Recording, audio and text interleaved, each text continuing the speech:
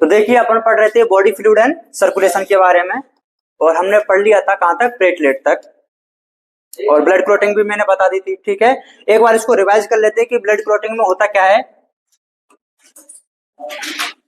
सबसे पहले तो देखो, जो प्लेटलेट्स होती है उनको थ्रोम्बोसाइट भी बोला जाता है। ठीक है, इनका डिफरेंट डिफरेंट शेप्स हो सकते हैं, बाई कॉनकेव हो सकता है, बाई कॉन्वेक्स भी हो सकता है, और नंबर कितना होता है इनका, 1.5 से 3.5 लाख होता है। और ये जो सेल्स होती है ना, एक लाइन लिख लेना इसके लिए, यहाँ पे ये प्रॉपर सेल नहीं होती है, सेल के क्या होते हैं, फ्रेगमेंट होते हैं। प्रॉपर सेल नहीं होती, क्या होते हैं, फ्रेगमेंट्स ऑफ मेगा कैरियोसाइट्स। मतलब एक बड़ी सेल होती है जिसका नाम क्या होता है, मेगा कैरियोसाइट। साइट का मतलब सेल हो गया, मेगा मतलब लार्ज, कैरियो मतलब न्यूक्लियस। एक बड़ी न्यूक्लियस वाली सेल होती है, उसी के फ्रेगमेंट से क्या बनते हैं, ये प्लेटलेट्स बनती है। तो फ्रेगमेंट्स ऑफ मेगा कैरियोसाइट्स।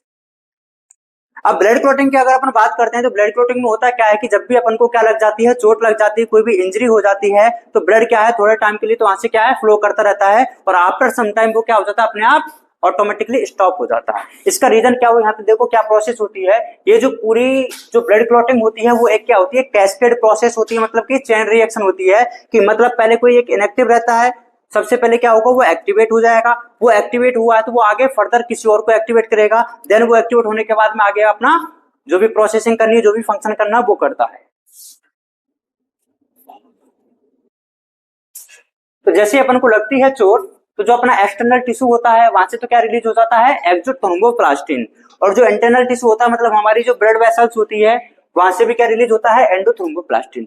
दोनों के दोनों अंदर आ जाते हैं कहां पे, ब्लड में, और क्या मिला लेते हैं, थ्रोम्बोप्लास्टिन। ये थ्रोम्बोप्लास्टिन किसके साथ में रिएक्शन करता है, कैल्शियम के साथ में। किसके साथ में करेगा, कैल्शियम के साथ में, और क्या बना लेता है, थ्रोम्बोकाइनेज या फिर प्रोथ्रोम्बिनेज।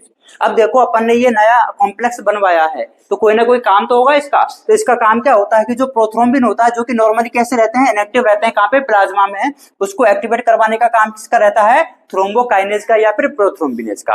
अब ये एक्टिव होने के बाद में किस में कन्वर्ट हो चुका है, थ्रोम्बिन में। अब देखो अपन ने किसी भी चीज को इनएक्टिव को क्या करवाया, एक्टिव करवाया, तो फालतू तो करवाएंगे नहीं, कोई ना कोई इससे हमें क्या करवाना होगा, काम करवाना होगा। इसका काम क्या होता है, जो फिब्रिनोजन होता है उसको किस में कन्वर्ट करेगा, फिब्रिन में। जो फिब्रिनोजन होता है वो कैसा होता है, इनएक्टिव होता है, और ये कैसे हो चुका है, एक्टिव हो चुका है। अब ये जो फिब्रिन्स होते हैं वो क्या होते हैं, थ्रेड लाइक स्ट्रक्चर्स होती हैं, जहां पे हमारे रप्चर हुआ है, जहां पे हमें इंजरी हुई है, वहां पे जाकर के क्या हो जाते हैं, ये नेटवर्क लाइक स्ट्रक्चर बना लेते हैं ऐसा। और इस नेटवर्क लाइक स्ट्रक्चर को ही, जिसमें क्या आ जाती है, जो अपनी आरबीसी है वो आकर के फंस जाती है, ट्रैप हो जाती है, और वो क्या हो जाएगी, मर जाएगी, डेड हो जाती है। तो इसी को क्या बोल दिया जाता है, स्कम बोल दिया जाता है, कोगुलम बोल दिया जाता है, या फिर क्लॉट बोल दिया जाता है। कई बार क्या होता है, इसी स्कम से, इसी क्लॉट से क्या निकल जाता है, पहले येलो कलर का एक लिक्विड निकलता है, ऊज आउट हो जाता है, स्क्वीज आउट हो जाता है, उसको ये क्या बोल दिया जाता है, सीरम बोल दिया जाता है। और सीरम और कुछ भी नहीं है। अगर आपसे कोई पूछा जाता है कि सीरम होता क्या है, कि सीरम के लिए अपन क्या यूज करेंगे, serum is plasma minus clotting factor. Clotting factor कौन कौन से थे, फिब्रिनोजन और प्रोथ्रोम्बिन। तो अगर प्लाज्मा प्रोटीन में से अपन इन दोनों चीजों को हटा देते हैं, तो हमारे पास में क्या बच जाएगा, एक तो एल्बुमिन बच जाएगा और एक ग्लोबुलिन बच जाता है। जो एल्बुमिन था वो बीसीओपी को कंट्रोल कर रहा था, इसका जो कलर होता है वो कैसा कलर होता है, येलो कलर होता है। तो एल्बुमिन की वजह से तो इसका कलर कैसा आ जाता है, येलो कलर आ जाता है। दूसरा कौन सा होता है, ग्लोबुलिन। ग्लोबुलिन जो होता है वो इम्यूनोग्लोबुलिन मतलब एंटीबॉडी है। तो अगर आपसे पूछे कि सीरम में कौन सी वाली चीज मिलेगी, एंटीजन या एंटीबॉडी, तो क्या बोलेगा, एंटीबॉडी मिलेगा। क्लियर है। नेक्स्ट आगे हम बात करते हैं ब्लड ग्रुप की। हाँ,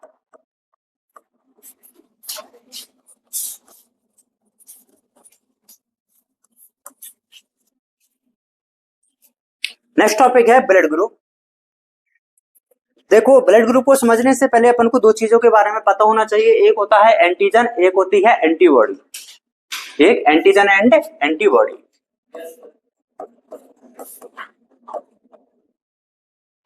जो एंटीजन होता है इसी का दूसरा नाम होता है एग्लूटिनोजन। एंटीजन का ही दूसरा नाम होता है एग्लूटिनोजन। और एक होती है कौन, एंटीबॉडी। इसी का दूसरा नाम होता है एग्लूटिन। एंटीजन को ही बोला जाता है एग्लूटिनोजन और एंटीबॉडी को बोला जाता है एग्लूटिन। ठीक है। अब बात करते हैं कि जो ब्लड ग्रुप होते हैं, जैसे कि आपने नाम सुना होगा, किसी का ब्लड ग्रुप ए होता है, किसी का बी होता है, किसी का ओ होता है, किसी का ए बी होता है। ये डिफरेंट डिफरेंट क्या होते हैं, ब्लड ग्रुप होते हैं। क्या होते हैं ये, ब्लड ग्रुप होते हैं। अब अन्य इनका नाम ए बी ओ किसी के बेसिस पे तो रखा होगा, किसके बेसिस पे रखते हैं वो मैं बताता हूँ। तो फर्स्ट है कौन सा, A B O blood group.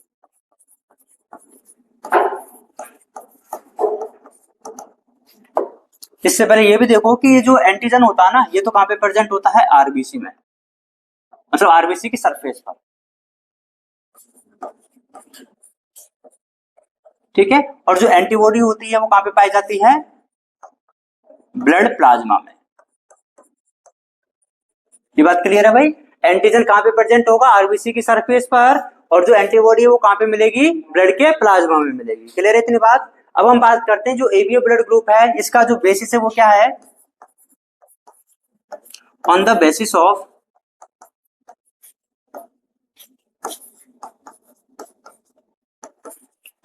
Antigen present on the RBC. RBC की सरफेस पर कौन सा एंटीजन प्रेजेंट है उसी के बेसिस पर क्या होते हैं, ये ब्लड ग्रुप के नाम होते हैं। तो जैसे अपन ने कौन कौन से नाम लिखेंगे यहाँ पे, अपन सबसे पहले यहाँ पे लिख देता हूं मैं, क्या इधर की साइड में ब्लड ग्रुप, इधर लिखेंगे अपन एंटीजन, और देन इधर एंटीबॉडी।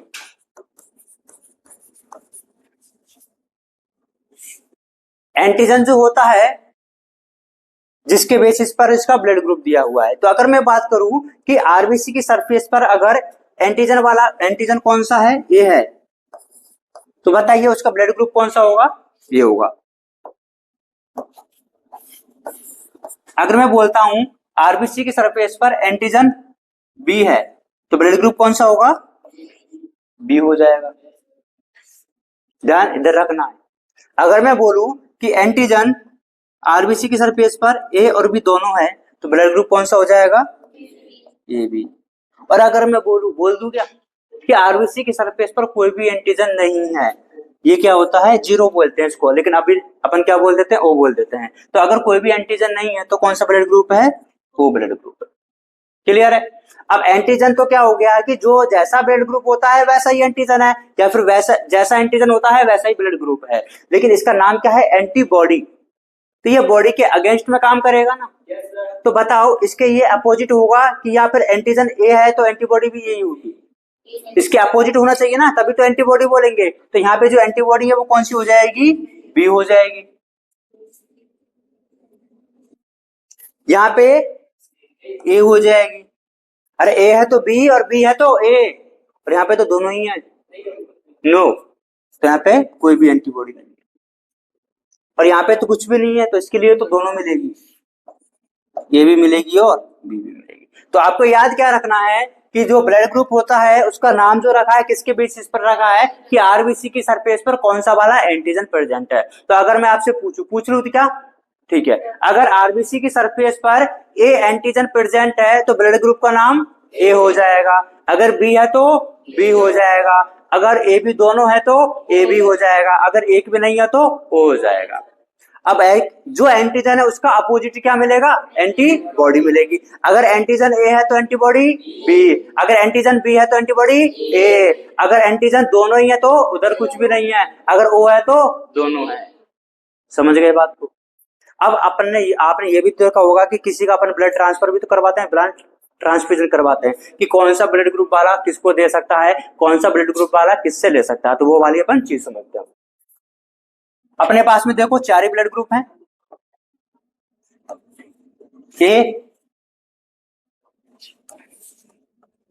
ए बी, बी और ओ। बातें नहीं, यही है ना। इसको करने से पहले कुछ बातों का अपन को याद रखना है। एनी ब्लड ग्रुप, कोई सा भी ब्लड ग्रुप किससे ले सकता है, पहले मैं आपको वो बता देता हूं, और कोई सा भी ब्लड ग्रुप किसको दे सकता है पहले मैं वो बता देता हूं।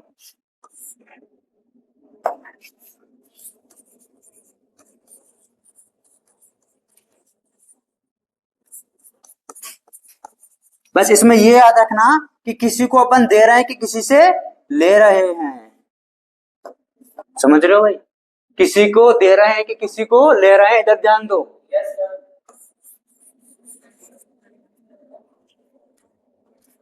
फ्रॉम का मतलब होता है किसी से लेना कि किसी को देना, किसी से लेना। तो कोई सा भी ब्लड ग्रुप किससे ले सकता है? एक तो सेल्फ से ले सकता है, मतलब किसी के पास में ए है तो वो ए वाले से ले सकता है, और किससे ले सकता है? ओ से ले सकता है। मतलब ध्यान दो इधर कि कोई सा भी ब्लड ग्रुप किससे ले रहा है? ओ से ले रहा है, मतलब कि ओ हर किसी को दे सकता है। तो मैं इसको बोल दूं यूनिवर्सल डोनर, कि हर किसी को दे देगा, तो मैं इसको बोल दूं क्या? यूनिवर्सल डोनर है। समझ गए बात को? अब ऐसा ही एक और बात,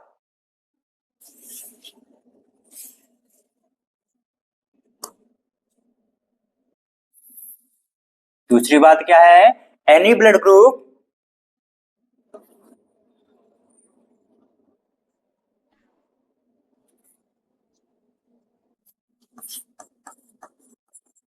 कैन डोनेट, ये हर किसी को दे सकता है, मतलब कि कोई सा भी ब्लड ग्रुप किस किस को दे सकता है। तो एक तो क्या हो जाएगा? सेल्फ, ब्रेक हो जाता है क्या? A B. इसका मतलब A B, any blood group can donate, कोई सा भी ब्लड ग्रुप किसको दे सकता है? ए बी को दे सकता है। तो मतलब ए बी तो क्या हो गया है? यूनिवर्सल रेसिपिएंट, ये तो हर किसी से ले लेगा।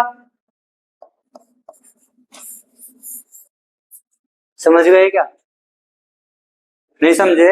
ये वाला समझ गए कि any blood group can receive from, कि कोई सा भी ब्लड ग्रुप किससे ले सकता है? तो एक तो खुद से ले ही लेगा, अगर ए है तो ए से ले सकता है क्या? ले सकता है। बी है तो बी से ले सकता है क्या? ले सकता है। ए बी है तो ए बी से ले सकता है कि ले सकता है। ओ है तो ओ से ले सकता है कि ले सकता है। लेकिन इसके अलावा और वो किससे ले सकता है? ओ से भी ले लेगा। ए ओ से ले सकता है कि ले सकता है, बी ओ से ले सकता है कि ले सकता है, ए बी ओ से ले सकता है कि ले सकता है, ओ ओ से ले सकता है कि ले सकता है। ये क्लियर है? तो इसलिए ये हर किसी को दे सकता है क्या? दे सकता है। तो जो हर किसी को ही दे दे उसको ही क्या बोल देते हैं? Universal donor. अब अपन ने बात करी कि कोई सा भी ब्लड ग्रुप किसको दे रहा है, तो एक ए वाला ए को दे सकता है क्या?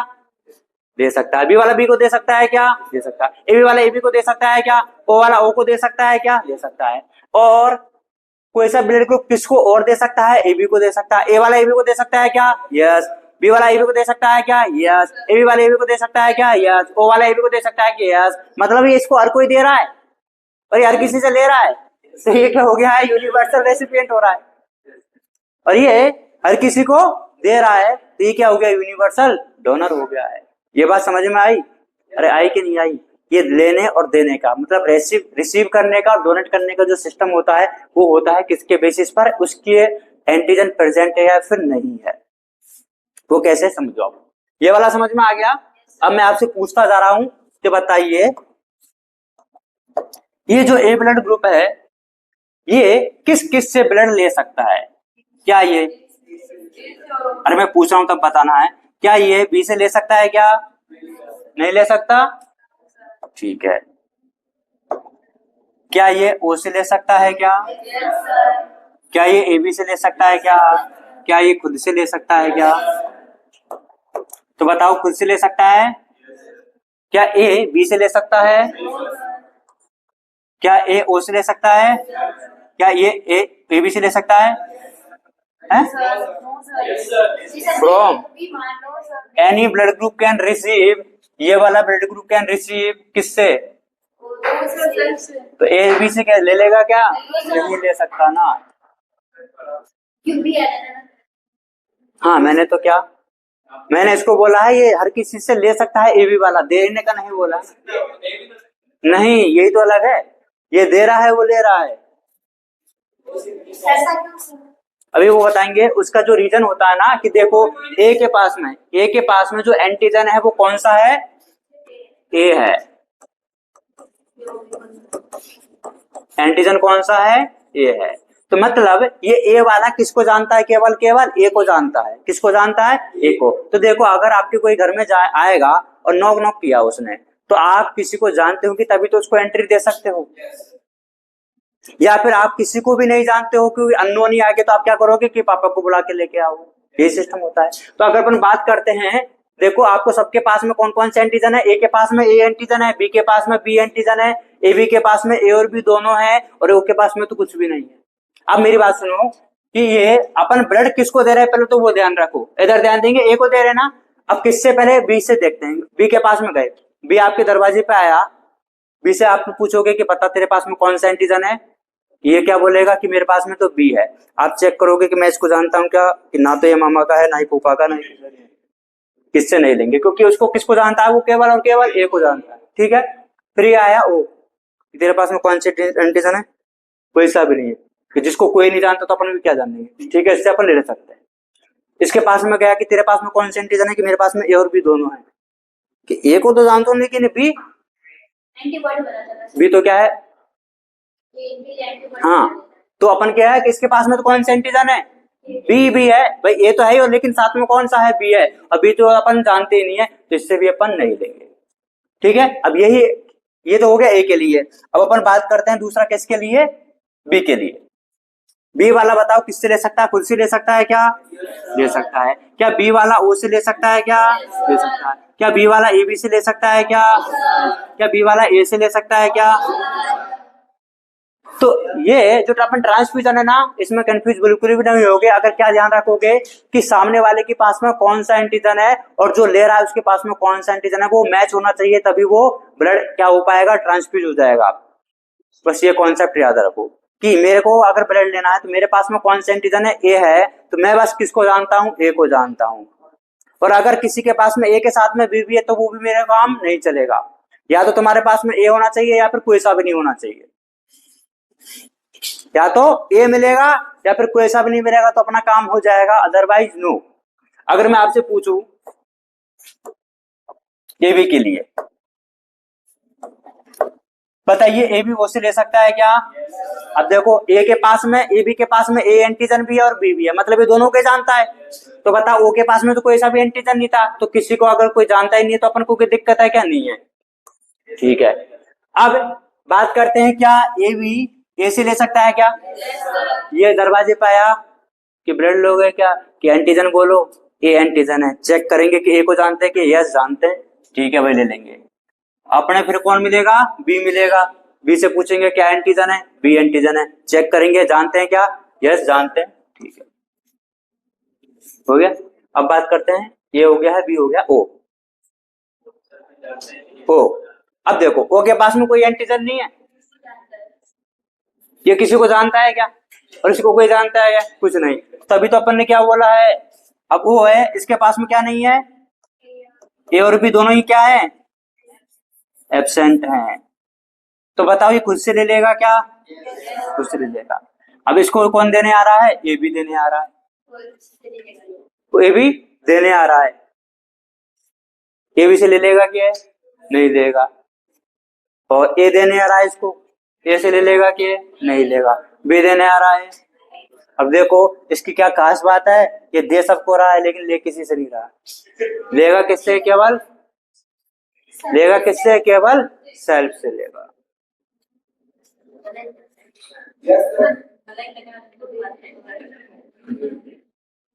ठीक है, ये समझ गए बात। अब बात करते हैं, कई बार आपने सुना होगा किसी का ए पॉजिटिव है, ए नेगेटिव है, बी पॉजिटिव बी नेगेटिव। तो अभी तक तो मैंने पॉजिटिव नेगेटिव का तो नाम ही नहीं लिया है, ये तो केवल और केवल क्या है, ए बी ओ। अब इनके ऊपर क्या लगाना पड़ेगा, पॉजिटिव नेगेटिव। ये पॉजिटिव नेगेटिव क्या है, एक अलग से कॉन्सेप्ट होता है। अभी तक अपन ने देखा कि जो एंटीजन होता है वो आरबीसी के सरफेस पे मिलता है, और जो एंटीबॉडी होती है वो प्लाज्मा में मिलती है। समझ गए क्या।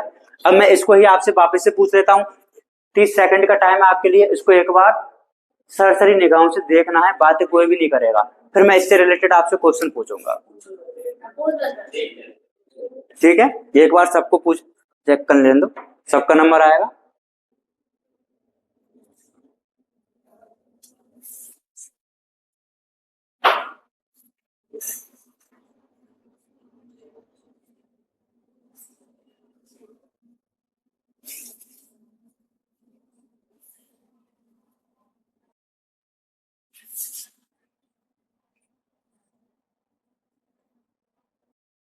डन।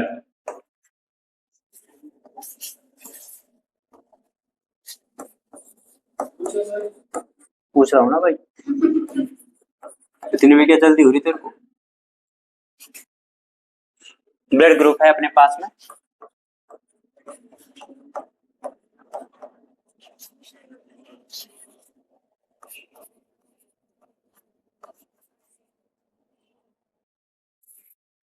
ठीक है। मैं यहाँ पे ब्लड ग्रुप लिखूंगा और आपको क्या लिखना है कि वो किस किस को डोनेट कर सकता है और वो किस किस से रिसीव कर सकता है।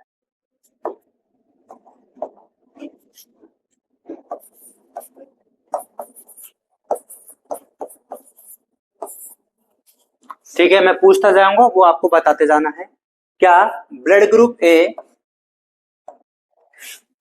से ए को डोनेट कर सकता है? क्या कर सकता है। क्या ब्लड ग्रुप ए बी को डोनेट कर सकता है? क्या क्या ब्लड ग्रुप ए बी को डोनेट कर सकता है? क्या कर सकता है? क्या ए बी को डोनेट कर सकता है? कर सकता है। ए बी के पास में देखो, पहले तो आपको क्या देखना है कि अपन किसको डोनेट कर रहे हैं, तो उसके पास में जाएंगे कि तुम्हारे पास में एंटीजन कौन सा है, कि अपन ए को भी जानता है और बी को भी जानता है। अब किससे डोनेट करवा रहे हैं, वो कौन है? ए है।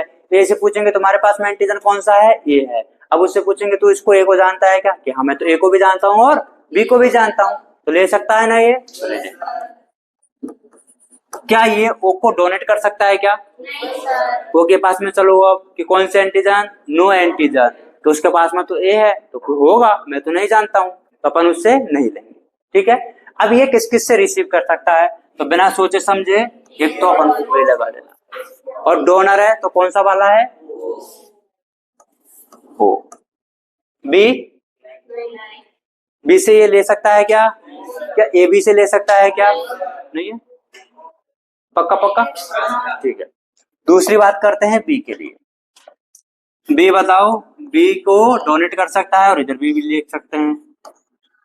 अब डोनेट, क्या बी वाला ए को डोनेट कर सकता है? क्या क्या बी वाला ए बी को डोनेट कर सकता है? क्या क्या बी वाला ओ को डोनेट कर सकता है? क्या क्या बी वाला बी से रिसीव कर सकता है? क्या क्या बी वाला ए बी से रिसीव कर सकता है? क्या क्या बी वाला ए से रिसीव कर सकता है? क्या क्या बी वाला बी से रिसीव कर सकता है? क्या क्या बी वाला ओ से रिसीव कर सकता है? क्या ए बी,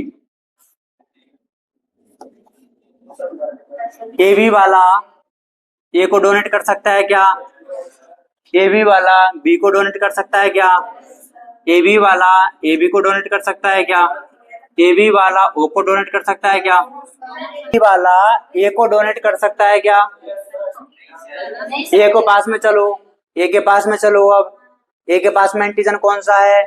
ए वाला। इसके पास में एंटीजन कौन से हैं? दोनों हैं। तो ये ए को तो जानता है, बी को जानता है? क्या नहीं जानता, तो ए को करेगा क्या? तो क्यों बोल रहे हो? बी के पास में चलते हैं। बी वाला ए और बी दोनों को जानता है? क्या नहीं, बी वाला केवल किसको जानता है? बी को जानता है, तो बी वाले को डोनेट करेगा? क्या नहीं करेगा, तो क्यों बोल रहे हो? ए बी वाला, तो ए बी वाला किसको डोनेट कर सकता है? ए बी को कर सकता है। क्या ये ओ को डोनेट कर सकता है? क्या क्यों? ओ वाले के पास में कोई सा भी एंटीजन नहीं, तो वो किसी एंटीजन को नहीं जानता, तो इसका मतलब ए बी वाला केवल ए बी को दे सकता है। ए बी वाला केवल ए बी को ही दे सकता है, ऐसा। ओके, इधर चेक करते हैं। क्या ए बी वाला ए से रिसीव कर सकता है? कर सकता है। क्या बी से रिसीव कर सकता है? क्या ए बी से रिसीव कर सकता है? क्या ओ से रिसीव कर सकता है? ऐसी बात है। ठीक है, ओ को चेक करते हैं।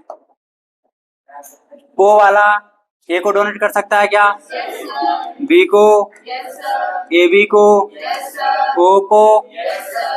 अब रिसीव करते हैं। क्या ओ वाला ए से रिसीव कर सकता है? क्या ओ से, ए बी से, बी से, ओ से, ठीक है। तो आपको इन दोनों में ये देखो कि कौन सा ऐसा ब्लड ग्रुप है जिसमें डोनेट वाले में भी 4 वार हैं और रिसीव वाले में भी 4 वार हैं। तो आप देखोगे कि एक तो कहां पे आ रहा है? ये आ रहा है, और एक आ रहा है ओ में। ये कौन से वाले में आ रहा है? कैन रिसीव, मतलब ये हर किसी से रिसीव कर सकता है। कौन सा वाला? A B. और जो हर किसी से रिसीव कर सकता है उसी को तो अपन ने क्या बोला है? यूनिवर्सल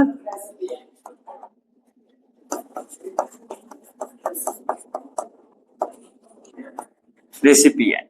और जो हर किसी को डोनेट कर सकता है वो कौन सा होता है?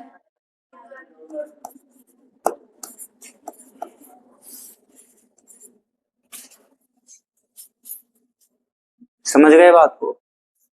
ठीक है, अब हम बात करते हैं किसकी? पॉजिटिव और नेगेटिव की। अगर पॉजिटिव नेगेटिव की अगर बात करते हैं तो इसके लिए एक फैक्टर आता है जिसको बोला जाता है आरएच फैक्टर। क्या होता है, क्यों होता है, सब बताऊंगा। RH factor, RH RH factor का जो नाम आया वो एक मंकी से आया है। किससे आया? मंकी से। उस मंकी का नाम होता है रीसस।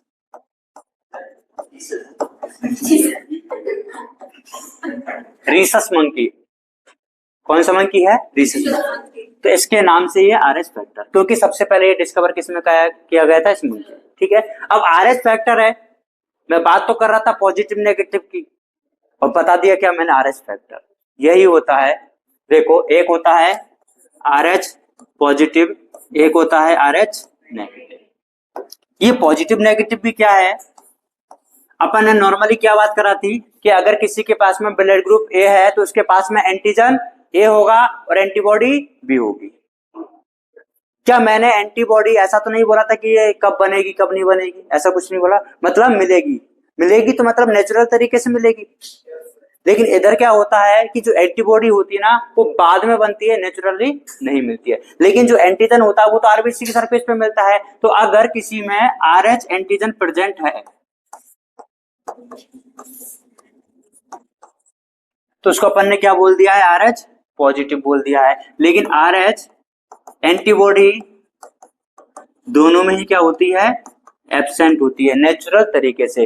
बाद में कोई इन्फेक्शन वगैरह होगा, कोई भी प्रॉब्लम होगी, उसकी वजह से वो बन सकती है, लेकिन नेचुरल तरीके से वो एब्सेंट होती है। कौन सी वाली एंटीबॉडी? RH antibody. लेकिन एंटीबॉडी ए बी और ए बी ओ वो वाले ब्लड ग्रुप के लिए क्या रहती है? नेचुरल तरीके से हमारे ब्लड के प्लाज्मा में प्रेजेंट रहती है। अगर अपन बात करते हैं आरएच नेगेटिव, तो आरएच एंटीजन इसके लिए मिलेगा या नहीं मिलेगा? एब्सेंट होता है, तभी तो नेगेटिव बोला है। पर आरएच एंटीबॉडी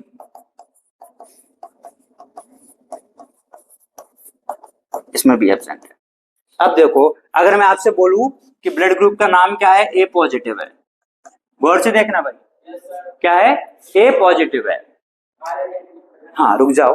तो अगर ए पॉजिटिव है तो मेरे को बताओ इसमें नॉर्मली एंटीजन और एंटीबॉडी कौन सी मिलेगी? तो बताओ, एंटीजन ए मिलेगा क्या? मिलेगा क्या? मिलेगा। क्या इसमें एंटीजन आरएच मिलेगा क्या? देखो, आरएच पॉजिटिव है। आरएच पॉजिटिव को पॉजिटिव क्यों बोला है? क्योंकि उसमें आरएच एंटीजन प्रेजेंट होता है। तो इसमें एंटीजन ए भी होगा और आरएच भी होगा। अगर मैं बात करता हूं एंटीबॉडी की, तो बताओ इसमें एंटीबॉडी बी मिलेगी या नहीं मिलेगी? बी मिलेगी। क्या इसमें एंटीबॉडी आरएच मिलेगी? नहीं मिलेगी। क्यों? चाहे वो पॉजिटिव हो चाहे वो नेगेटिव, आरएच एंटीबॉडी तो एब्सेंट ही रहती है। तो आरएच एंटीबॉडी कैसे रहेगी? इसमें एब्सेंट रहेगी। या फिर इसको अपन लिखते नहीं है तो वो डायरेक्ट हो जाएगा, क्या ही नहीं है वो। समझ में आया? एक और अगर अपन ट्राई करते हैं ओ नेगेटिव का, कौन सा है? ओ नेगेटिव है। तो बताइए इसमें एंटीजन कौन कौन से मिलेंगे? एंटीजन वो होता ही नहीं है, एंटीजन वो होता ही नहीं है, जीरो बोलते हैं ना उसको। तो कोई भी एंटीजन नहीं मिलेगा, नो एंटीजन। ना तो नॉर्मल वाला एंटीजन मिलेगा ना ही आरएच एंटीजन मिलेगा। अब बात करते हैं एंटीबॉडी की। एंटीबॉडी बताओ, ए मिलेगी क्या? बी मिलेगी क्या? आरएच मिलेगी क्या? आरएच नहीं मिलेगी ना। पॉजिटिव हो चाहे negative, RH antibody absent, RH antibody absent. ये जो RH वाला है इसका क्लासिफिकेशन मेनली किसके बेसिस पर है? एंटीजन के बेसिस पर है। उसका भी किसके बेसिस पर था? एंटीजन के बेसिस पे था। RH पॉजिटिव में एंटीजन कौन सा वाला मिलेगा? RH antigen. ये जो अपन ने इसको RH पॉजिटिव और RH नेगेटिव जो बोला ना, ये पॉजिटिव नेगेटिव किसके बेसिस पर है कि अपन बोल देते हैं A पॉजिटिव B पॉजिटिव। तो उसमें A तो क्या हो गया? नॉर्मल ब्लड ग्रुप हो गया, और पॉजिटिव नेगेटिव क्या हो जाते हैं? ये RH पॉजिटिव नेगेटिव है। ठीक है। अगर मैं बोलता हूं किसी का ब्लड ग्रुप क्या है? A पॉजिटिव है, इसका मतलब उसमें पहले तो नॉर्मल वाले ब्लड ग्रुप से चेक करेंगे कि एंटीजन कौन सा है? A है, और फिर नॉर्मल वाली एंटीबॉडी की बात करेंगे तो एंटीबॉडी कौन सी है? B है। अब कौन सा उसमें पॉजिटिव है नेगेटिव है वो चेक करते हैं। पॉजिटिव है इसका मतलब उसमें एंटीजन है या नहीं है? एंटीजन है। कौन सा वाला? RH वाला। एंटीबॉडी है या नहीं है? नहीं है। कौन सी वाली? RH वाली। नॉर्मल वाली तो अभी भी उसमें मिलेगी। क्लियर है इतना भाई? वापस से कि नॉर्मल जो ब्लड ग्रुप होते हैं A B AB और O पॉजिटिव और क्यों बोलते हैं? O पॉजिटिव और O नेगेटिव क्यों बोलते हैं? देखो O नेगेटिव में तो क्या है? कोई सा भी एंटीजन नहीं है, लेकिन O पॉजिटिव में कोई सा एंटीजन मिलेगा क्या? मिलेगा। कौन सा वाला? RH antigen. समझ गए बात को? एंटीबॉडी तो मिलेगी, एंटीजन की बात करते हैं। दोनों का जो क्लासिफिकेशन है मेनली किसके बेसिस पर है? कौन सा? अरे तो वो A और B वाला तो अपन क्लासिफिकेशन है। देखो ये A B A B O ये जो करते हैं वो नॉर्मल ब्लड ग्रुप के बेसिस पर करते हैं, लेकिन पॉजिटिव नेगेटिव वाला RH के बेसिस पर करते हैं। तो मैंने A और B वाले एंटीजन के लिए बात ही नहीं करी, मैं नेगेटिव को बता रहा हूँ या फिर पॉजिटिव को बता रहा हूँ। तो कौन से एंटीजन की बात करूंगा? RH एंटीजन की बात करूंगा।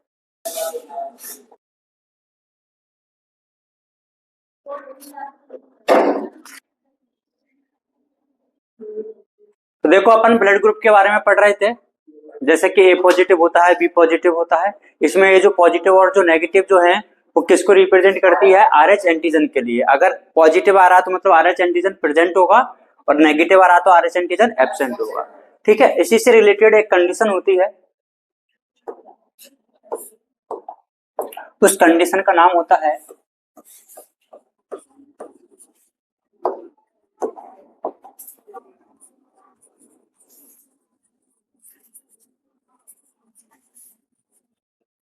Erythroblastosis fetalis,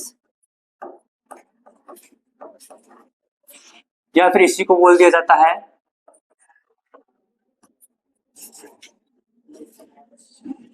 mismatch transfusion.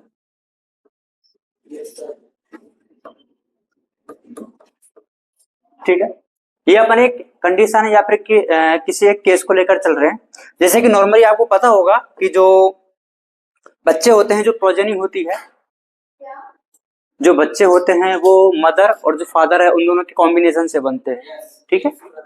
तो अगर अपन बात करते हैं, एक फादर हैं जिनका ब्लड ग्रुप है RH पॉजिटिव, नोट नहीं करना है अभी, और जो मदर है वो है RH नेगेटिव, और इनका जो फर्स्ट बेबी है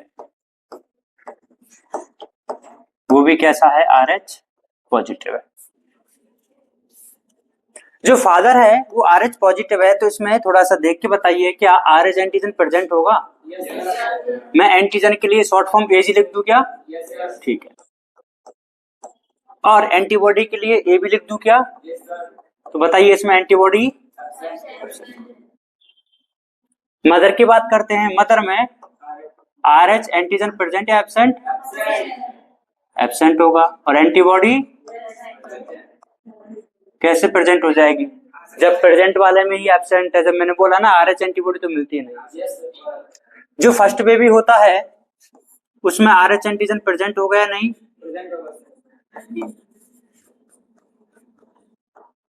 और एंटीबॉडी, ये तो अपन ने बात करी है नॉर्मली बात। ठीक है। अभी इसका बर्थ हुआ नहीं है, अभी इसकी डिलीवरी हुई नहीं है, अपन मान के चल रहे हैं। क्या करके चल रहे हैं? मान के चल रहे हैं। ये जो इनका फर्स्ट बेबी है वो RH नेगेटिव भी हो सकता है और RH पॉजिटिव भी हो सकता है, लेकिन अपन को अगर ये कंडीशन के बारे में स्टडी करनी है तो हमें मान के चलना पड़ेगा कि जो फर्स्ट बेबी है वो कौन सा है? RH पॉजिटिव वाला है। तो देखो इसका जो नाम है एरिथ्रोब्लास्टोसिस फेटालिस। फेटालिस का मतलब होता है फीटस। फेटालिस का मतलब होता है फीटस। फीटस मतलब कि अभी भी वो एम्ब्रियोनिक स्टेज के बाद की स्टेज में ही है, अभी उसकी डिलीवरी नहीं हुई है, अभी वो मदर के यूट्रस के अंदर ही है। एरिथ्रोब्लास्ट जो होती है, एरिथ्रोब्लास्ट क्या होता है? एक होता है एरिथ्रोसाइट, नाम तो सुना ही होगा, आरबीसी। एक होता है एरिथ्रोब्लास्ट। नहीं, एरिथ्रोब्लास्ट का मतलब होता है इमेच्योर आरबीसी। क्या होता है? Immature RBC. अब अगर ये इमेच्योर आरबीसी मेच्योर हो जाएगी तो इसको हमने क्या बोल दिया था? एरिथ्रोसाइट। तो एरिथ्रोब्लास्ट क्या होती है? इमेच्योर आरबीसी को बोला जाता है। और सिस का मतलब प्रोसेस। अब इसमें होने क्या लग जाता है कि इमेच्योर आरबीसी का जो नंबर है ना वो ज्यादा होने लग जाता है। इसका मतलब हमारे जो काम की आरबीसी होती है वो तो नॉर्मल आरबीसी होती है, अब इसमें नंबर किसका बढ़ रहा है? इमेच्योर का। तो किसका नंबर कम हो रहा होगा? मैच्योर का। नॉर्मल का कम हो रहा होगा, और जब नॉर्मल का नंबर कम होने लगेगा तो बताओ क्या कंडीशन आ जाती है? एनीमिया। एनीमिया क्या आ जाता है? एनीमिया। ठीक है, तो वो हमें पढ़ना है कि ये कंडीशन किसकी वजह से हो जाती है, और एनीमिया की वजह से मतलब आरबीसी टूटेगी ज्यादा। अब जब आरबीसी रप्चर होती है तो आरबीसी के अंदर पाया जाता है हीमोग्लोबिन, और हीमोग्लोबिन जब टूटेगा तो हीम अलग हो जाता है और ग्लोबिन अलग अलग हो जाता है। और जो हीम है एक पिगमेंट होता है, पिगमेंट का काम क्या होता है? कलरेशन प्रोवाइड करवाना। जो कलर होते हैं इसमें बाइल पिगमेंट का नाम सुना होगा कभी आपने? Bile pigment, bile salt. तो बाइल जो पिगमेंट होते हैं वो दो होते हैं, बिलीरुबिन और बिलीवर्डिन। जो बिलीरुबिन होता है उसका नंबर इसमें कुछ ज्यादा ही होने लग जाता है, और जिसका कलर कैसा होता है? येलो कलर होता है। आपने कभी एक बीमारी का नाम सुना है? पीलिया।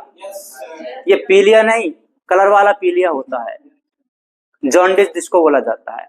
तो ऐसे बच्चों को क्या हो जाता है? इनके बर्थ के तुरंत बाद ही पीलिया हो जाता है, जॉन्डिस हो जाता है। कई बार ऐसा भी हो सकता है कि सीवियर केस होगा तो बच्चे की मौत भी हो सकती है। In severe case this can lead to the death. कैसे कैसे क्या क्या होता है? देखो होगा क्या, अपना जो टारगेट है अपना इसका ये है कि हमें इसकी आरबीसी को डिस्ट्रॉय करना है। नहीं, मेच्योर आरबीसी को, इमेच्योर का तो नंबर बढ़ेगा, अभी बताएंगे, सब क्लियर होगा, अभी मैंने शुरू ही नहीं किया है। ठीक है, तो देखो अपन मान के क्या चल रहे हैं कि जो फादर है उनका ब्लड ग्रुप कौन सा है? आरएच पॉजिटिव है। जो मदर है उनका जो ब्लड ग्रुप है वो कौन सा है? नेगेटिव है। और जो फर्स्ट बेबी होने वाला है वो भी कैसा है? आरएच पॉजिटिव है। अभी तक मैंने डिलीवरी करवा दी है क्या? नहीं करवाई है। अब देखो ये जो कंडीशन है ये बिफोर प्रेगनेंसी की है, मतलब बिफोर डिलीवरी है। अब दिन आ जाता है, प्रेगनेंसी तो हो गई है ना, ड्यूरिंग पार्चुरेशन, बिना प्रेगनेंसी बेबी होने लगेगी। कैसी बातें कर रहा है, जादू थोड़ी ना, सकला कला घूम घूम, है ना। तो ड्यूरिंग पार्चुरेशन, पार्चुरेशन क्या होता है भाई? बर्थ। अब बस इधर आ जाओ, ड्यूरिंग पार्चुरेशन कभी आपने नाम सुना है प्लेसेंटा का? Placenta is a connection between mother and the foetus. तो जब ये डिलीवरी हो जाती है तो प्लेसेंटा को जो कर दिया जाता है, एक्सपेल्ड आउट कर दिया जाता है। तो जब प्लेसेंटा को अपन कट करते हैं या फिर एक्सपेल्ड आउट करते हैं तो placenta is a connection between mother and foetus. तो वहां पे क्या होती है? ब्लीडिंग होती है। अब उस कनेक्शन को रिमूव कर दिया जाता है तो मदर और जो फीटस है उसका ब्लड मिक्स होगा या नहीं होगा? होगा। क्या होगा? मिक्स होगा। यहीं पे सारा खेल हो जाता है। देखिए ड्यूरिंग पार्चुरेशन या फिर बर्थ प्रोसेस,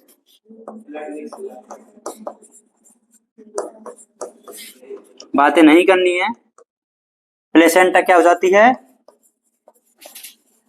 रिमूव हो जाती है। और अब क्या हो जाएगा?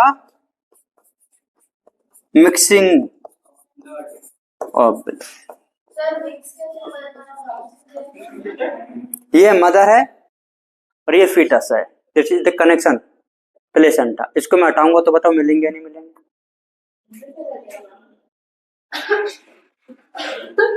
ये तुम्हारे बीच में दीवार है और नीचे क्या है? खाई है। दीवार को हटा दूंगा और तुम ऐसे ही करते रहोगे तो गिरोगे या नहीं गिरोगे? जब मैंने बोला दोनों के बीच का ये क्या है? कनेक्शन है। अगर ये कनेक्शन को हटा दूंगा तो दोनों मिक्स हो जाएंगे। ब्लड की बात करते हैं, फ्लूइड होता है ये। अरे दोनों, एक साइड में क्या रखा हुआ है तुम्हारे पास में? ऑयल है। एक साइड में क्या है? वाटर है। और दोनों के बीच में मैंने पार्टीशन कर रखा है। उस पार्टीशन को हटाऊंगा तो मिलेंगे नहीं क्या? कैसी कैसी बातें करते हैं। ठीक है, तो मिक्सिंग ऑफ ब्लड हो गया है। कौन सा ब्लड मिक्स हो चुका है? मदर का और फीटस का। अब यहाँ पे हो गया है क्या? मिक्सिंग, और यहाँ पे हो जाता है खेल। खेल क्या हुआ, ये जो फीटस है इसके पास में क्या एंटीजन है? है। और जो मदर है क्या उसके पास में एंटीजन है?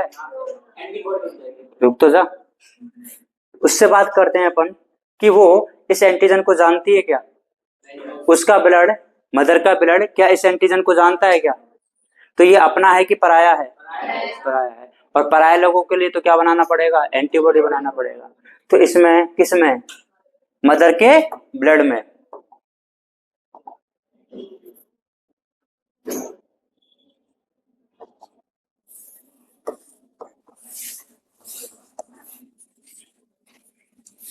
Formation of antibodies in maternal blood.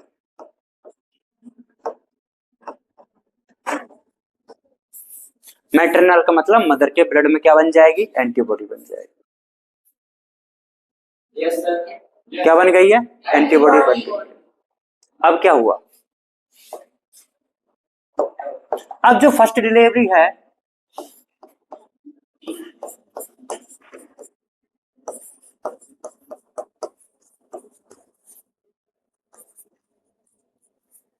उसमें कोई दिक्कत आएगी क्या? कोई दिक्कत नहीं आई है, ये तो क्या हो जाती है? सक्सेसफुल।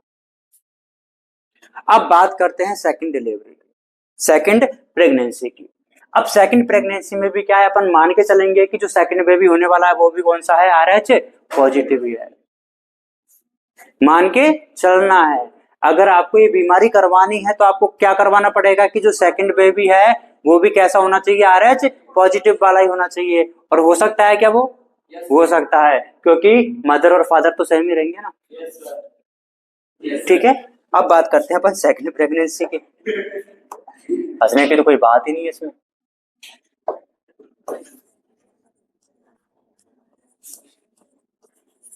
ये कौन सी नैन्सी है भाई? सेकंड प्रेगनेंसी है। जो सेकंड बेबी है वो भी कैसा है? RH पॉजिटिव है। RH पॉजिटिव है तो बताइए एंटीजन मिलेगा कि antibody? Antibody absent, antigen present. अभी भी वही सेम टू सेम रहेगा कि दोनों के बीच में कनेक्शन कौन सा है? प्लेसेंटा का है। अब लेकिन हुआ क्या, जो फीटस होता है ना उसको ऑक्सीजन भी तो चाहिए। और उसको ऑक्सीजन कौन लेके जाएगी? प्लेसेंटा के थ्रू। और आपको पता है ऑक्सीजन किसके थ्रू जाती है? ब्लड के थ्रू। और ब्लड के पास में तो क्या बनी हुई है? एंटीबॉडी। ये इसको डिटेक्ट करेगी। क्या? नहीं,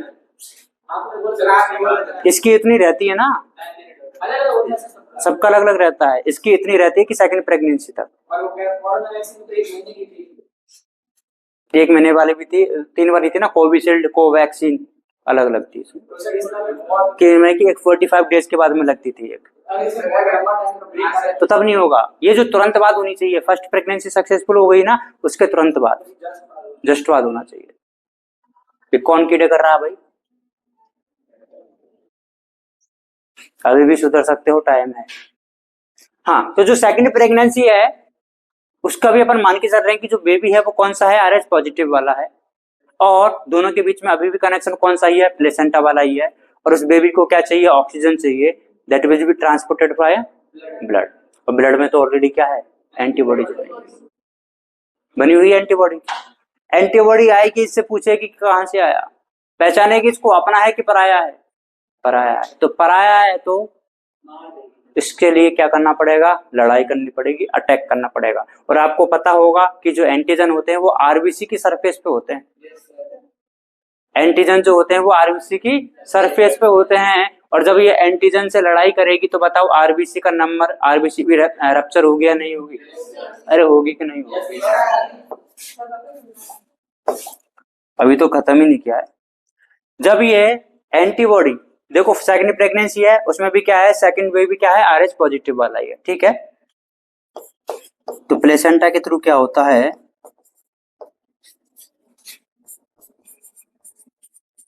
थ्रू प्लेसेंटा एंटीबॉडी, कौन सी वाली एंटीबॉडी? जो मदर के ब्लड में बनी हुई है।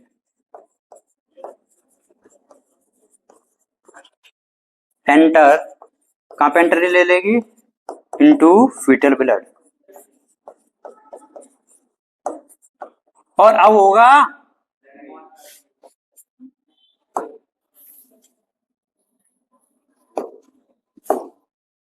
अगर तू चुप नहीं रहा है तो यहाँ पे भी हो सकता है। ठीक है, तो प्लेसेंटा जो एंटीबॉडी है वो किधर चली जाती है? फीटल ब्लड में चली जाती है। और एंटीजन, कौन सा जन? और कौन सी बॉडी? एंटीबॉडी की क्या हो जाती है? रिएक्शन हो जाती है। और इस रिएक्शन में आपको पता है कौन? आरबीसी रप्चर हो जाती है। और आपको पता होगा जब आरबीसी जब रप्चर होने लग जाती है तो आपको पता है ब्लड बैंक तो है ही अपने पास में, वहां से नई नई आरबीसी आएगी, लेकिन तुरंत जो बनती है वो तो कैसी रहती है? इमेच्योर होती है। तो अब किसका नंबर बढ़ने लगेगा? ठीक है, ये वाली आरबीसी जो थी वो कैसी थी? नॉर्मल वाली थी, मैच्योर थी। इनका नंबर क्या होने लग गया है? हौले हौले नंबर धीरे धीरे कम होने लग गया। और इसकी वजह से कौन सी कंडीशन आ जाती है? एनीमिया। क्या होने लग जाता है? एनीमिया। ठीक है, और जब आरबीसी रप्चर होगी तो हीमोग्लोबिन भी तो टूटेगा। और हीमोग्लोबिन टूटेगा तो पिगमेंट भी तो टूटेंगे। और पिगमेंट टूटेंगे तो एक पिगमेंट का मैंने नाम बताया था, बिलीरुबिन, जो कि किस कलर का होता है? येलो कलर का होता है। तो इसकी वजह से क्या भी हो सकता है? जॉन्डिस। और अगर ज्यादा ही दिक्कत आ गई ना सीवियर केस में,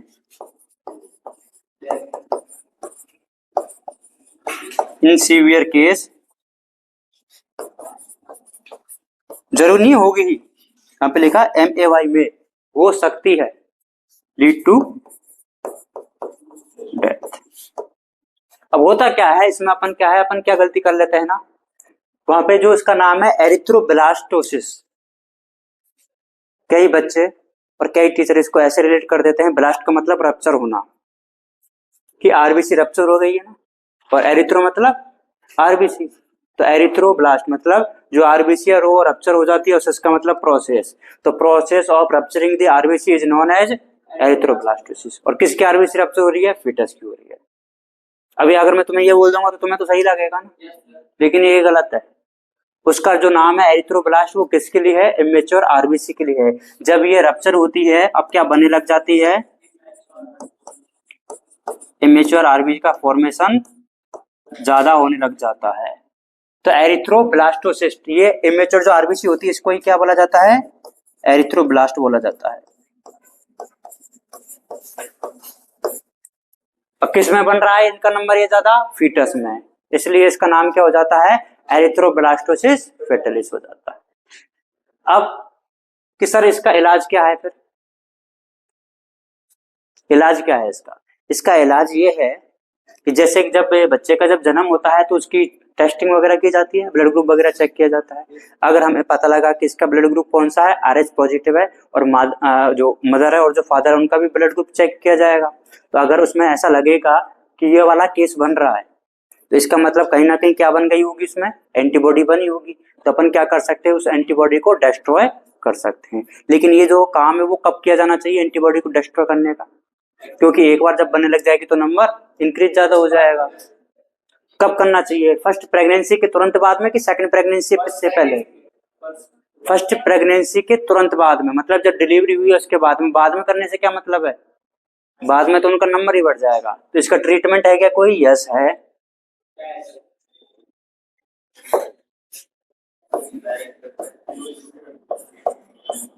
ट्रीटमेंट क्या है?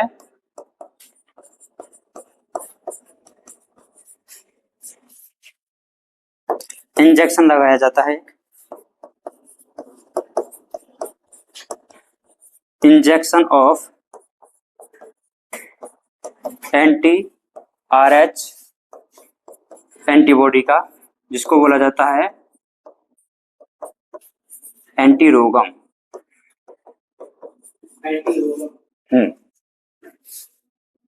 ये उस इंजेक्शन का नाम है ना, और इसको ऐसे लिखा जाता है, ऐसा नहीं कि मैंने डिजाइन देने के लिए लिख दिया है वो। ठीक है, रोगम होता है कब?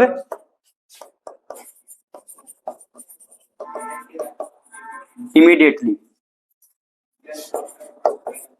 आफ्टर फर्स्ट प्रेगनेंसी,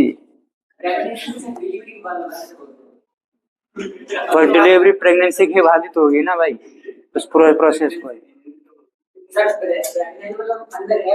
हाँ हाँ, तो वो जब प्रेगनेंसी पूरी कंप्लीट हो जाएगी उसके बाद में तो तेरे को ब्लड ग्रुप का पता लगेगा ना, है ना? वो पूरा प्रोसेस ही प्रेगनेंसी है।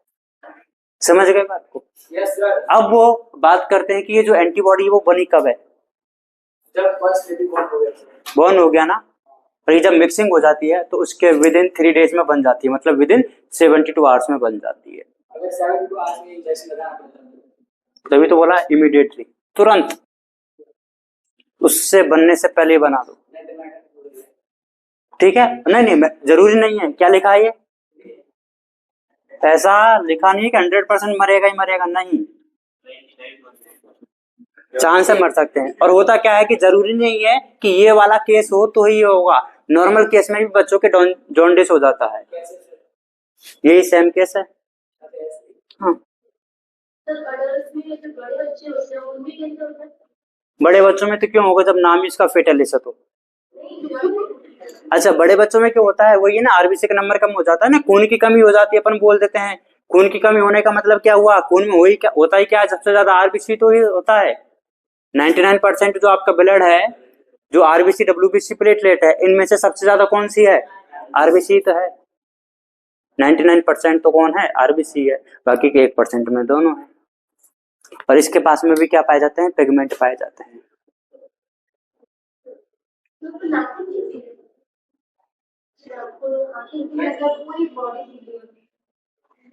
ब्लड आपकी पूरी बॉडी में ही तो जा रहा है, नाखून मत खाया करो। हाँ, समझ गए क्या भाई? ठीक है, आगे बात नहीं, आगे बात करते हैं अपन ब्लड सर्कुलेटरी सिस्टम की। ये ब्लड ग्रुप कंप्लीट हो चुका है पूरा। नेक्स्ट टॉपिक की बात करेंगे अपन, ब्लड सर्कुलेटरी सिस्टम। ये पहले मैं तुम्हें बता चुका हूं, याद है तो अच्छी बात है, चुप रहो। ब्लड सर्कुलेटरी सिस्टम,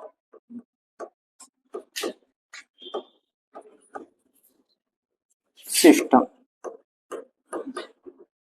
तो जो ब्लड सर्कुलेटरी सिस्टम होता है वो दो टाइप का होता है, एक तो ओपन और एक क्लोज। ओपन टाइप और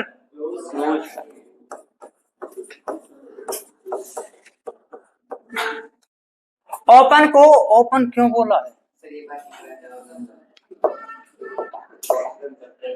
ओपन का मतलब समझिए, मान के चलो कि जो हार्ट होता है, कौन होता है? इसका जो दिल होता है, किसका दिल? जो जिनके अंदर ये ओपन टाइप का सर्कुलेटरी सिस्टम पाया जाता है, ऐसे ऑर्गेनिज्म के अंदर जो हार्ट होता है, अब हार्ट का तो काम क्या होता है? ब्लड को पंप करना। अब वो ब्लड को पंप तो कर दिया, लेकिन वो उसके पास में ब्लड वेसल्स नहीं पाई जाती हैं।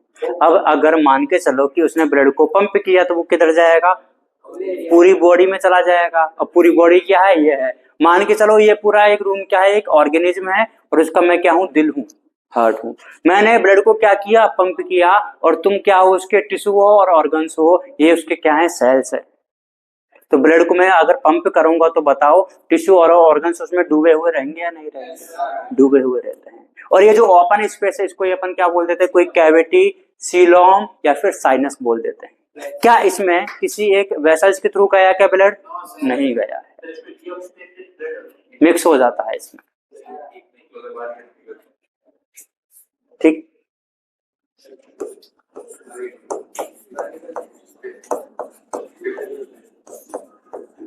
ब्लड पंप,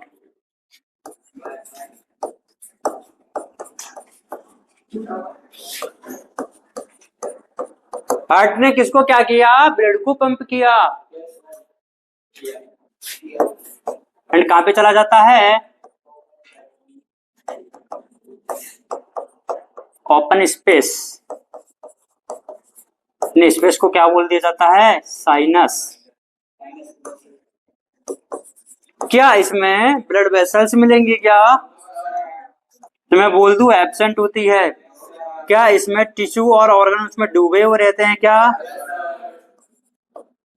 क्या ऐसा नहीं लगेगा कि जो टिश्यू और जो ऑर्गन है उसमें ब्लड के साथ में ब्लड में नहा रहे हैं? लगेगा ना। तो टिश्यू एंड ऑर्गन स्नान कर रहे होते हैं।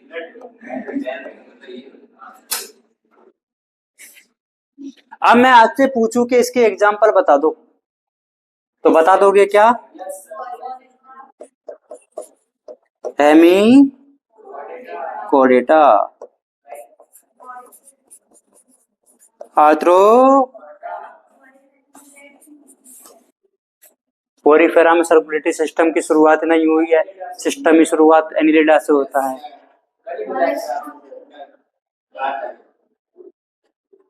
क्लोज,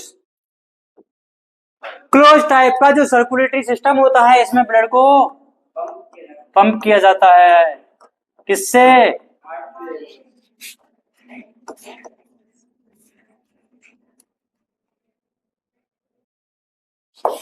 और वो कहां पे फ्लो करेगा?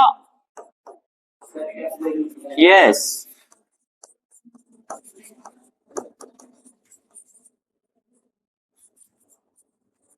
To into vessels. Blood vessels का नाम सुना होगा ना, aorta, artery, arterioles, capillary, venules, veins, vena कावा।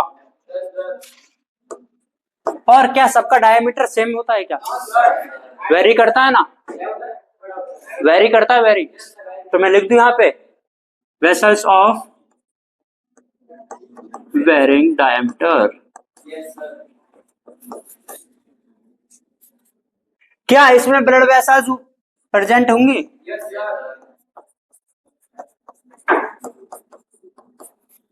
क्या इसमें टिश्यू और ऑर्गन डूबे हुए रहेंगे? नहीं डूबे रहते।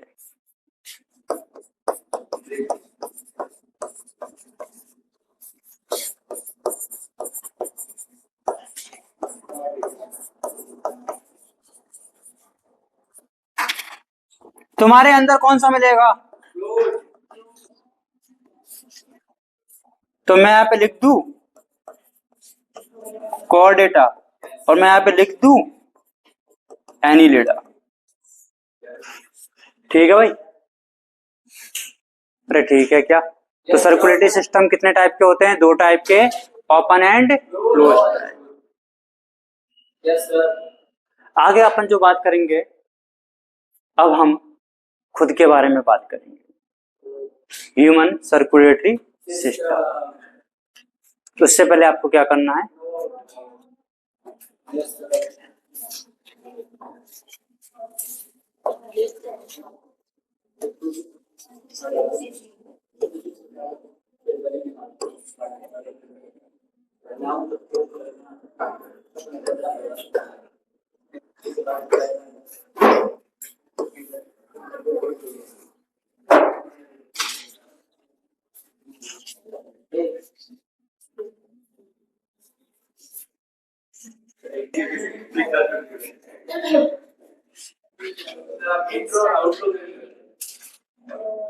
सर का नाम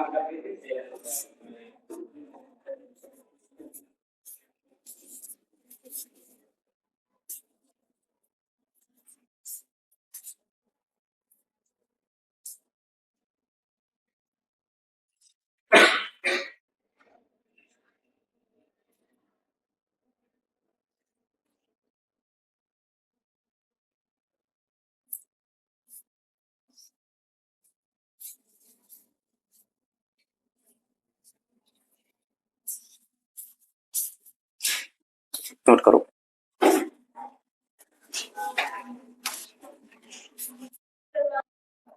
तो आगे बात करते हैं ब्लड सर्कुलेटरी सिस्टम। तो ये आपको पता लग गया दो टाइप का होता है।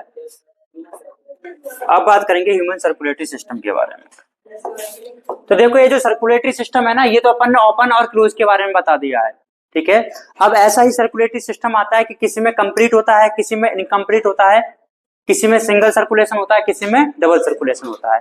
तो ये जो अपन बातें करने वाले हैं किसके बारे में बात करेंगे, केवल वर्टिब्रेट्स के बारे में, ठीक है। कॉर्डेटा के अंदर भी वर्टिब्रेटा आता है, वर्टिब्रेटा में भी जैसे कौन कौन से आ जाएंगे, फिश है, एम्फीबिया है, रेप्टाइल्स है, एप्स और मैमल्स है, ठीक है। तो ये थोड़ा सा ओवरव्यू देखते हैं अपन।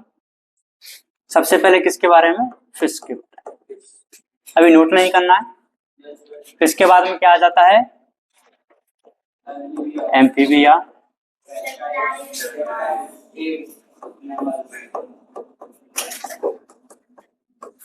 रेप्टाइल्स,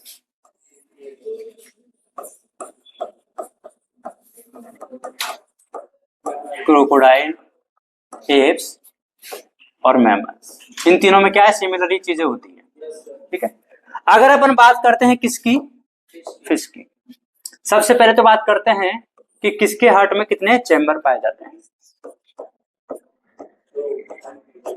फिश में कितने होते हैं, 2। एम्फीबिया में, रेप्टाइल्स में और इनमें 4। और ये तो आपको पता ही होगा, या तो एट्रिया मिलेंगे या फिर वेंट्रिकल मिलेंगे। क्या दोनों मिल सकते हैं कि साथ में, दोनों ही मिलेंगे ना साथ में, ठीक है। तो एट्रिया और वेंट्रिकल्स में इसको डिवाइड करना है। तो अगर किसी के पास में 2 ही हैं, क्या बात है, एक एक दोनों मिल जाएंगे, ठीक है। तो मैं यहाँ पे लिख दूं एट्रिया, 2 एट्रिया और 1 वेंट्रिकल, तो ये तो 3 हो गए, उसकी मैंने बात ही नहीं करनी अभी, ठीक है। एट्रिया और वेंट्रिकल दोनों एक एक, इसमें एट्रिया या फिर 2 है, वेंट्रिकल 2, इसमें इसमें अब बात करते हैं सर्कुलेशन की। सर्कुलेशन का मतलब मैं आपको आइडिया बता देता हूं कि बॉडी से ब्लड जो गया है किसके पास में, बॉडी से बॉडी में वापस आएगा, तो वो हार्ट के कितने चक्कर लगाएगा, उसको ही क्या बोल दिया जाता है, सर्कुलेशन। अगर एक बार चक्कर लगा रहा है तो सिंगल सर्कुलेशन, कभी 1 कभी 2 तो इनकम्प्लीट डबल, और 2 बार लगा रहा है तो डबल सर्कुलेशन। इसमें जो फिश होता है, फिश में सर्कुलेशन कैसा होता है, सिंगल सर्कुलेशन होता है। इसमें इनकम्प्लीट डबल सर्कुलेशन होता है, इसमें इनकम्प्लीट डबल सर्कुलेशन होता है, इसमें कंप्लीट डबल सर्कुलेशन होता है,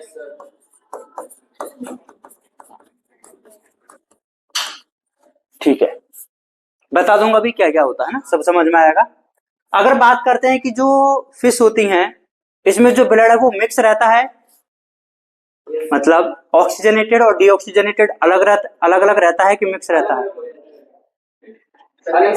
इसके हार्ट में ध्यान से सुन लेना, इसके हार्ट में जो ब्लड होता है वो अलग अलग होता है कि मिक्स रहता है,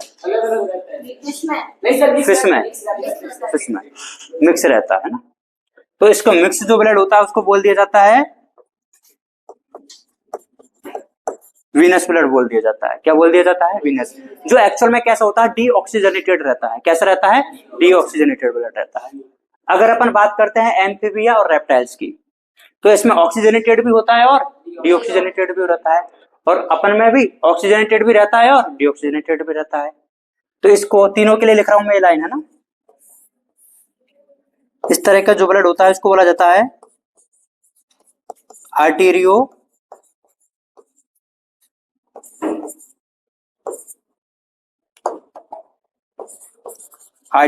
वीनस ब्लड। मतलब ऑक्सीजनेटेड भी मिलेगा और डीऑक्सीजनेटेड मिलेगा, लेकिन इधर केवल और केवल कैसा मिलता है, डीऑक्सीजनेटेड मिलता है। समझ गए। अब बात करते हैं कि ये जो चैम्बर वाला सिस्टम है या फिर सर्कुलेटरी वाला जो सिस्टम है वो कैसे होता है। सबसे पहले किसकी बात करेंगे, फिश की। फिश में कितने चैम्बर होते हैं भाई, 2 चैम्बर होते हैं। एक एट्रिया होता है और एक वेंट्रिकल होता है। बॉडी, और इसमें ऑक्सीजनेशन के लिए क्या होते हैं, कैसे होते हैं। तो देखो, बॉडी से ब्लड पहले कहां पे जाएगा, एट्रिया में जाएगा, एट्रिया से वेंट्रिकल, वेंट्रिकल से गिल से, तो मैंने क्या बोला था, बॉडी से ब्लड गया और बॉडी में वापस से आया, तो हार्ट के कितने चक्कर निकाले, 1। तो इस तरह का जो सर्कुलेशन है उसको क्या बोल देंगे अपन,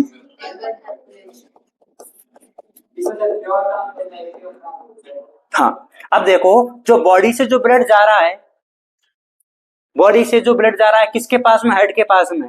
तो ऐसा तो है नहीं है कि जो बॉडी है वो प्योर ब्लड को इधर भेजेगी, वो तो इम्प्योर को या फिर डीऑक्सीजनेटेड ब्लड को भेजेगी ना। तो इसके अंदर जो ब्लड गया है अभी वो कैसा है, ऑक्सीजनेटेड है कि डीऑक्सीजनेटेड है, डीऑक्सीजनेटेड है। इसलिए अपन ने उसको क्या बोला था कि वो कैसा ब्लड होता है, हेड के पास में वीनस ब्लड पाया जाता है। अरे इसमें ऐसा थोड़ी ना है कि ऑक्सीजनेटेड भी और डीऑक्सीजनेटेड भी है, केवल और केवल डीऑक्सीजनेटेड है। अब ये डीऑक्सीजनेटेड ब्लड ऑक्सीजनेशन होने के लिए कहाँ पे आएगा, गिल्स, और गिल्स से फिर डायरेक्ट बॉडी में। समझ गए बात को। ये तो बात करी अपन ने किसकी, फिश की। अब बात कर लेते हैं एम्फीबिया और रेप्टाइल्स की। तो दोनों में सेम ही केस रहता है। कितने चैम्बर मिलेंगे भाई, 3 चैम्बर, 2 एट्रिया और 1 वेंट्रिकल। ध्यान से देखिए, कैसे देखोगे, ध्यान से।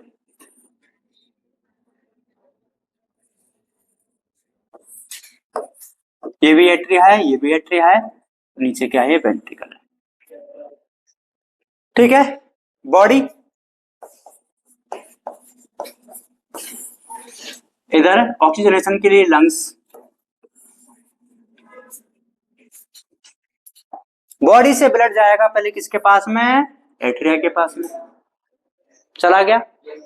एट्रिया से फिर वेंट्रिकल में, वेंट्रिकल से फिर लंग्स में, लंग्स से फिर वापस से एट्रिया में, एट्रिया से फिर वेंट्रिकल में, वेंट्रिकल से फिर बॉडी में। बॉडी से गया और बॉडी में आया, हार्ट के कितने चक्कर निकाले, देखो देखो देखो, चक्कर काउंट करते हैं। 1 बार, 2 बार। तो बॉडी से गया और बॉडी में आया, कितने चक्कर काटे, 2 चक्कर काटे। अब देखो वापिस से इसी को इधर इधर, ये गया एट्रिया, एट्रिया से वेंट्रिकल तो पूरा एक है ना, तो इधर से इधर भी तो आ जाएगा। कितने चक्कर काटे अब, पहले, अब मतलब कभी 1 कभी 2, तो इसको क्या बोल देंगे अपन, इनकम्प्लीट डबल सर्कुलेशन। अब हार्ट में देखो ऑक्सीजनेटेड ब्लड भी है और डीऑक्सीजनेटेड भी है। अरे जो इधर से जा रहा है वो तो कौन सा है, डीऑक्सीजनेटेड है, और जो इधर से आ रहा है वो कौन सा है, ऑक्सीजनेटेड है। तो जो ऑक्सीजनेटेड होता है वो आर्टरी में होता है, और जो डीऑक्सीजनेटेड होता है वो वेन्स में होता है। इसलिए उसका अपन ने क्या नाम दे दिया था, आर्टेरियो वीनस ब्लड, आर्टेरियो वीनस ब्लड। समझ गए क्या बात को। ठीक है, आगे कंटिन्यू बाद में करेंगे।